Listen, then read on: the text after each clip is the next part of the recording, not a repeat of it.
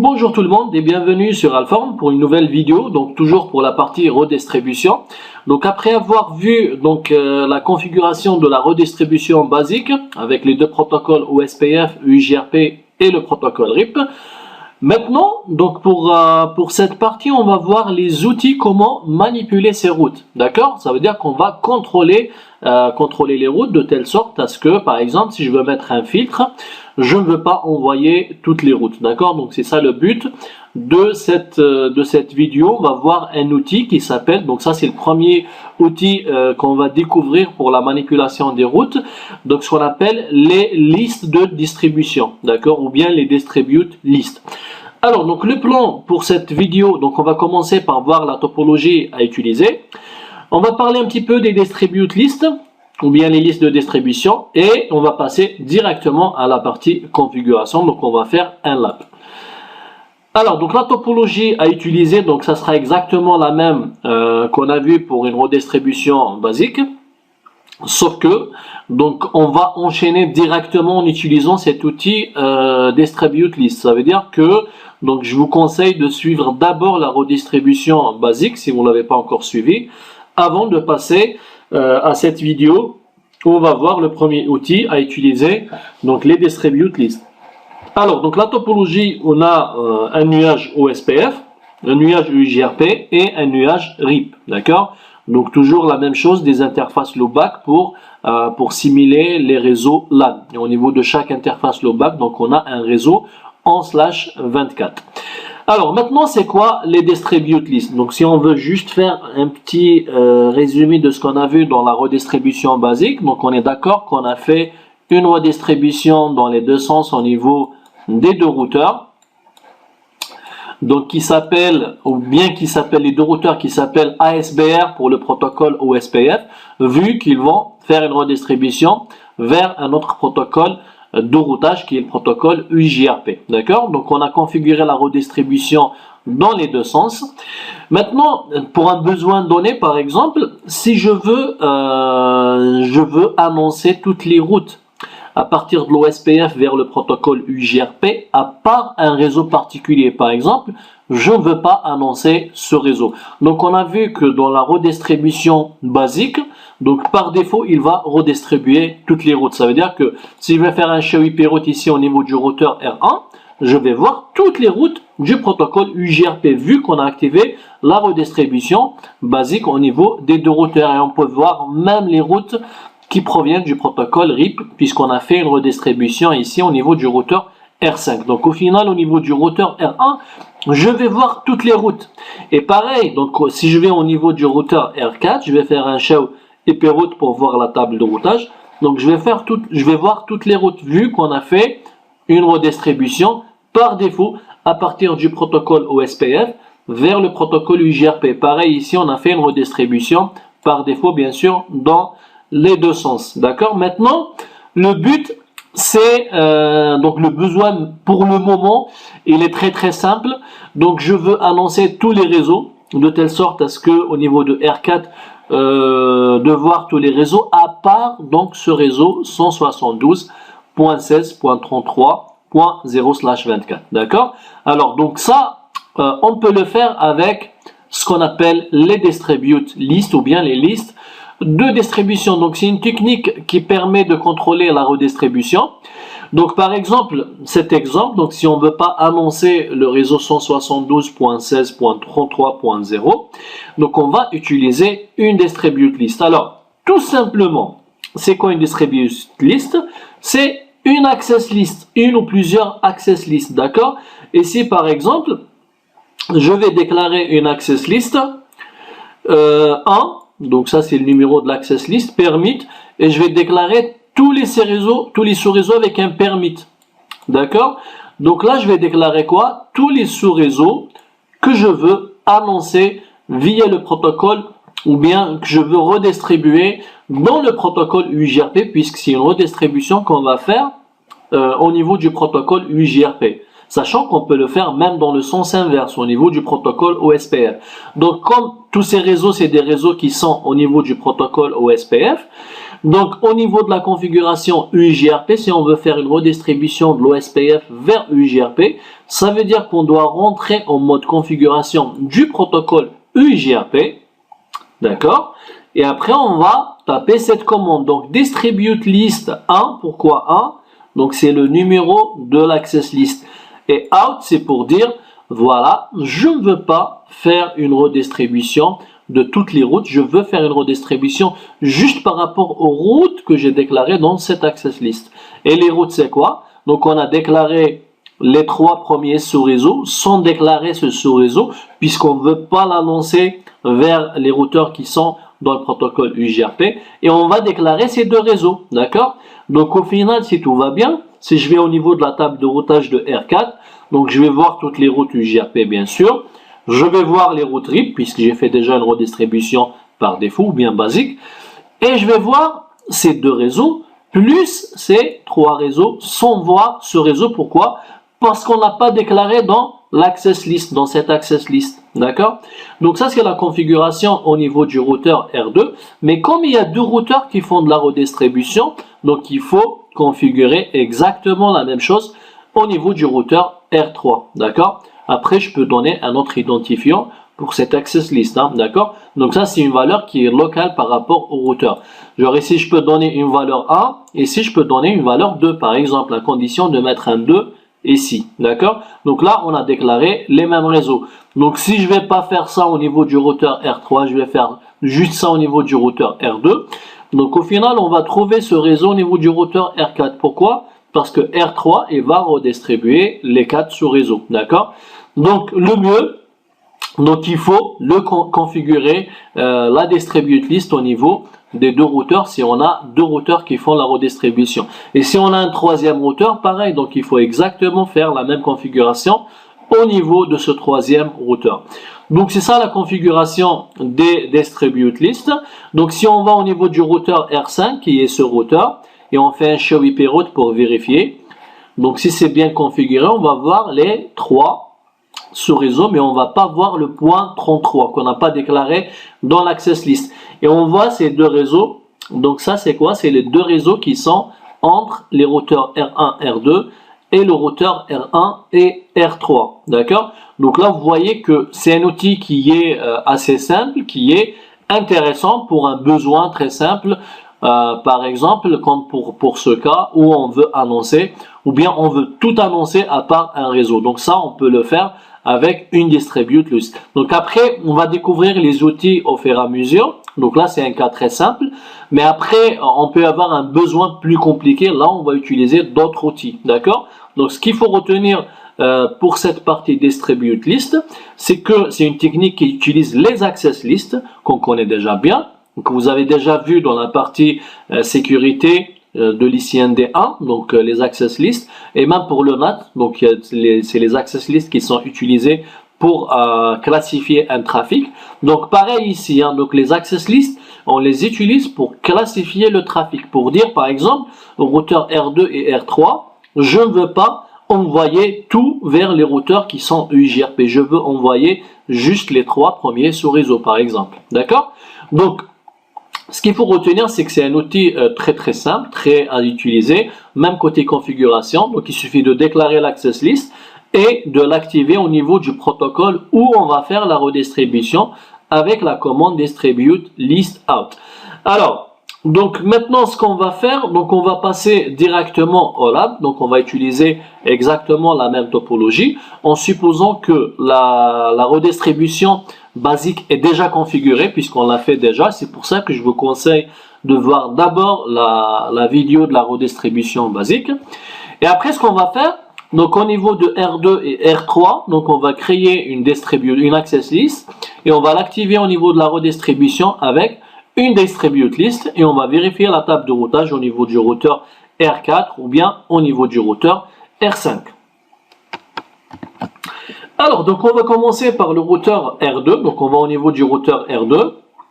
On va d'abord vérifier la table de routage. Donc voir si tout est bon pour la partie redistribution. Donc on peut faire vite fait un show IP route juste pour voir la table de routage. Donc là on voit bien les routes en external 2. Donc les 2 réseaux Alors, donc ça c'est quel réseau? Donc le 10.056, donc c'est le réseau qui est entre le routeur R5 et R6. Et le 172.16.0, c'est les routes qui proviennent du routeur ou bien les interfaces loopback qu'on a configurées au niveau du routeur R6, d'accord, au niveau de ce routeur. Donc c'est pour ça qu'on les voit en external, parce qu'il y a eu une redistribution à partir du protocole RIP vers le protocole UJRP. Donc au niveau du routeur R2, on les voit en external avec le protocole OSPF external. Alors maintenant, ce qu'on va faire, on va au niveau du routeur R4 et on va vérifier ce qu'on a comme route. Est-ce qu'on arrive à voir ces réseaux qui sont au niveau du routeur R1? Donc si on fait un show IP route, voilà, donc on voit quoi comme route en external avec le protocole UJRP. Donc au niveau du protocole UJRP, on voit les 4 sous-réseaux. Donc 172.16.30, il est là, la deuxième interface loopback, ou bien la première interface loopback. Après, on a le 172.16.31, on a le 172.16.32 et on a le 172.16.33. Donc là, on arrive à voir tous les réseaux. Donc on a fait une redistribution basique, d'accord? Alors maintenant, ce qu'on va faire, donc on va configurer une access list qui dit, ou bien qui va classifier juste les 3 premiers sous-réseaux et on va pas mettre ce dernier sous-réseau. Alors, donc conft access list, donc c'est une access list standard, et la différence donc entre une access list standard et étendue, c'est quoi? Donc c'est qu'une access list standard, on va se baser juste sur l'adresse IP source. Une access list étendue, on peut utiliser l'adresse, on peut se baser sur l'adresse IP source et destination, et même le port source et destination. Alors, donc, access list 1 permit. Après, on va déclarer le premier réseau, donc 172.16.30.0, 0.0.0.255. Donc la deuxième ligne, la deuxième règle pour cette access list, c'est le deuxième sous-réseau, après le troisième sous-réseau, et donc là on va pas déclarer le quatrième sous-réseau, qui est le 172.16.33, d'accord? Donc on a déclaré les 3 premiers. Maintenant ce qu'on va faire, donc routeur, ou bien on peut faire un show run, pour vérifier la configuration du protocole UJRP où on a fait la redistribution. Voilà, donc ici. Donc on peut dire conft. Alors conft. Donc routeur UJRP 1. Distribute list. On va lui dire le numéro de l'access list qu'on a créé. Et activé en sortie, d'accord? Donc là c'est une redistribution en sortie, c'est par rapport aux routes qu'il va redistribuer à partir du protocole OSPF vers EIJRP. Sauf que, comme on l'a dit tout à l'heure, donc il faut le faire au niveau des 2 routeurs. Donc si je vais au niveau du routeur R4 par exemple, je vais refaire un show IP route. Est-ce qu'il y aura un changement? Donc là, on arrive à voir les 4 sous-réseaux, d'accord? Donc on voit toujours les 4 sous-réseaux.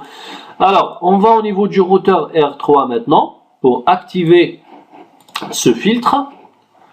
Donc pareil, donc conft, access list 1 permit.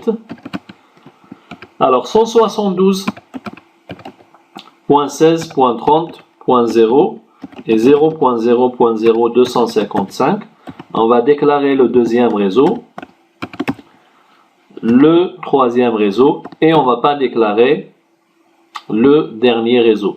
Alors, juste une chose, il ne faut pas oublier que dans cette distribute list, on n'a pas mis ces 2 réseaux, hein, d'accord? Donc, on a mis juste les 3 sous-réseaux.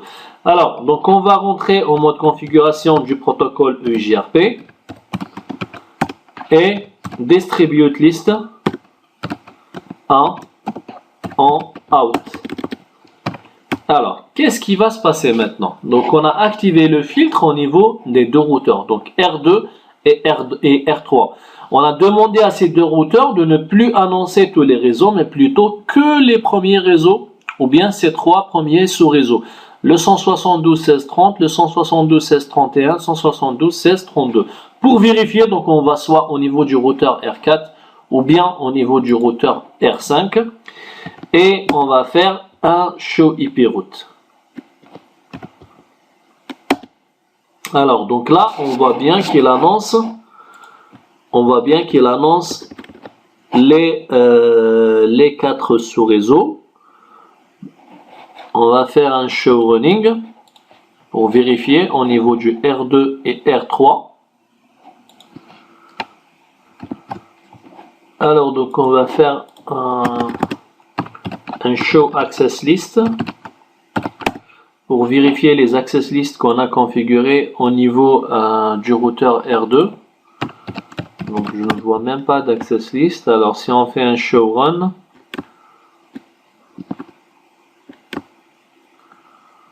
donc là on va essayer de reconfigurer les access lists.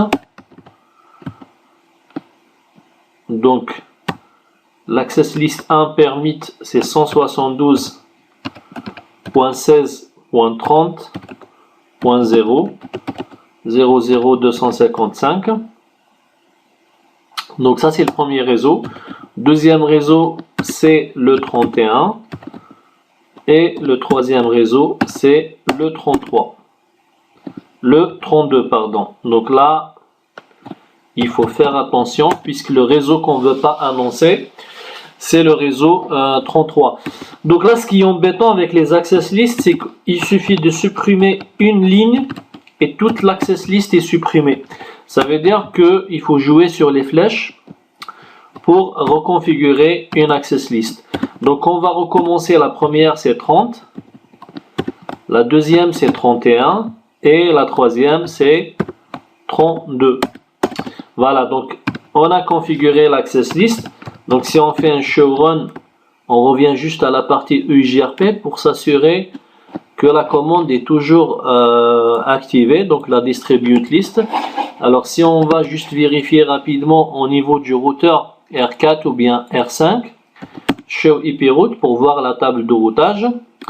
Donc là malheureusement on voit les 4 réseaux, ça veut dire qu'il y a un problème quelque part. Donc on voit le réseau point 30, le premier, le point 31, point le 32, c'est normal parce que c'est un permit. Mais pourquoi on voit toujours ce réseau au niveau de la table de routage du routeur R4? Alors on va rapidement vérifier au niveau du routeur R3. Donc avec un show access list, donc on va reconfigurer les access lists. Peut-être qu'il y a une erreur au niveau de cette access list. Donc 172.16.30.0 00255. Alors on a oublié un permit ici. Un permit. Deuxième ligne, donc c'est le 31. Et troisième ligne, c'est le 32. On fait un show run UJRP. Donc on va directement à la partie configuration du protocole UJRP. Donc la commande elle y est toujours. Maintenant on va revérifier encore une fois au niveau de la table de routage du routeur R4. Show IP route. Donc là on voit que les 3 premiers sous réseau. Donc là il y avait un problème au niveau de l'access list. Donc où on n'a pas éliminé la ligne du point 3, donc point 33 au niveau du routeur R3, d'accord? Donc c'était ça l'erreur. Donc au niveau de ce routeur R3, donc sur les permis de l'access list, on a oublié de ne pas mettre ce réseau 172.16.33.0, d'accord? Donc sur les permis, il fallait mettre juste les 3 premiers. Donc maintenant, avec cette table de routage, ça veut dire quoi? Donc au niveau du routeur R4, donc au niveau de ce routeur, donc Show IP Route, on peut voir que ces trois premiers réseaux. Pourquoi? Parce qu'on a mis un filtre au niveau des deux routeurs qui dit je ne peux pas redistribuer n'importe quelle route à partir de l'OSPF vers UIGRP. Je vais redistribuer juste les trois premiers sur réseau. Après, on peut rajouter par exemple une access list qui dit par exemple je veux annoncer même ces deux réseaux entre les deux routeurs. Donc là, ce qu'on va faire, on va rentrer en mode configuration. Donc toujours au niveau de la même access list, on va rajouter par exemple le premier réseau 10.0.12.0 avec le masque 3x255, le wildcard mask, et le deuxième réseau qui est ce réseau, donc le point 13. Donc là, on demande au routeur R2 qui est ici, au routeur R2, d'annoncer les trois premiers sur réseau et ces deux réseaux qui sont entre les deux routeurs. Via quoi? Via cette access list. Donc, si on ne le fait pas au niveau du routeur R3, donc il y a juste R2 qui va annoncer, d'accord? Ça veut dire que R3, s'il veut, ou bien un routeur ici R4, s'il veut rejoindre ce réseau, bien ce réseau, il est obligé de passer par le routeur R2. Donc tout le trafic, il va passer par le routeur R2, d'accord? Donc le mieux, c'est de configurer aussi la même access list au niveau du routeur R3. Alors, donc on va au niveau de la configuration des access lists et on va rajouter les deux sur réseau. Donc 10.0, donc le premier réseau, c'est 10.0.12.0/24. Donc le wildcard mask 000.255 et le deuxième sous réseau. Maintenant, on va vérifier au niveau de la table de routage du routeur R4. Donc, est-ce qu'il y a eu des changements? Donc, au début, il y avait juste les trois premiers sous réseau. Maintenant, si on fait un show IP route, est-ce qu'on voit d'autres réseaux? Est-ce qu'on arrive à voir d'autres réseaux? Donc là, il y a eu une convergence réseau. Donc là, on arrive à voir ces deux réseaux qui sont entre les deux routeurs. Donc R1, R2 et R1, R3. D'accord? Alors, juste une dernière chose. Donc, si vous avez remarqué, au niveau des réseaux, des interfaces low-back, donc on les reçoit toujours avec le masque /32, alors que normalement c'est un /24 qu'on a configuré au niveau des interfaces low-back. Donc ce qu'il faut savoir, c'est que l'OSPF a un comportement un peu spécial. Donc lorsqu'il s'agit des interfaces low-back, donc il va annoncer l'adresse IP de cette interface et non pas le réseau. D'accord? Et pour éviter ça, donc il faut rentrer en mode configuration au niveau du routeur où se trouvent ces interfaces low-back et activer cette commande. Donc il faut y aller par exemple au niveau de l'interface low-back 0, la première interface low-back. Donc IP OSPF network point to point. Et faire de même pour toutes les interfaces low-back. Donc la deuxième et même la troisième, même peut-être si on n'aura pas besoin. Donc juste après ça, on va au niveau du routeur R4. On va voir est-ce qu'il y a une différence. Donc si je vais faire un show IP route, donc là on voit bien que les réseaux, on va les recevoir en /24. D'accord? Donc et il réflexe toujours.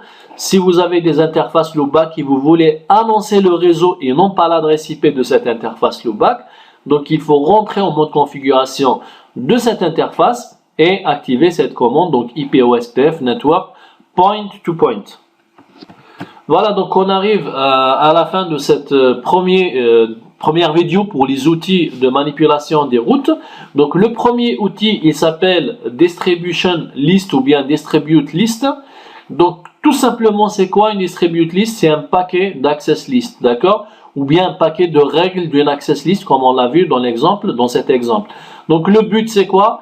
C'est de manipuler les routes, de contrôler les routes ou bien de filtrer les routes de telle sorte à ce que un routeur il va pas faire de la redistribution de toutes les routes, il va faire une redistribution par exemple en éliminant quelques réseaux ou bien sous-réseaux. Donc comme c'est un besoin qui est très simple, on a besoin de cet outil qui est très simple aussi. Je vous dis très simple, pourquoi? Parce qu'il y a des outils qui sont plus puissants, qui permettent de gérer ou bien de contrôler les routes d'une manière plus efficace. Donc là, tout dépend du besoin. Donc là, pour ce premier exemple, c'est un exemple très simple. Le besoin, il est très simple. Donc on peut utiliser une distribute list. Donc je vous donne rendez-vous pour la prochaine vidéo. On va voir un outil plus puissant qui s'appelle les préfixes list. Donc je vous dis à tout à l'heure.